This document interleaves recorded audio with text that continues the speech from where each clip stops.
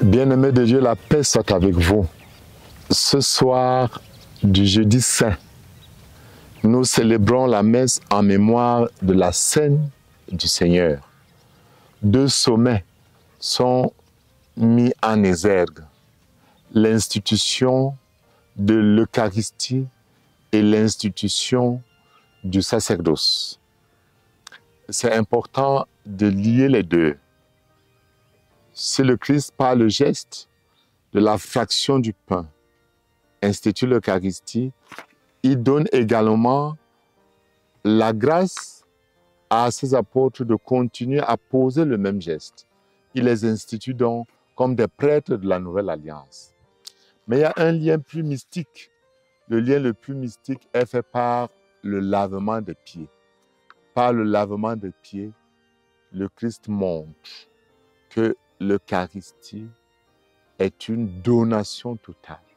Et il avait déjà anticipé lors d'une multiplication des pains en disant à ses apôtres, donnez-leur vous-même à manger.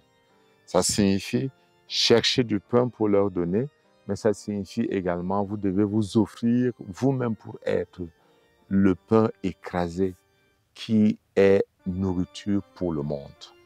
Le jeudi saint, nous participons donc à une liturgie intime où nous voyons dans l'intimité du Christ comment il vit cette heure et où il dit clairement « Ma vie, nul ne la prend, c'est moi qui la donne ».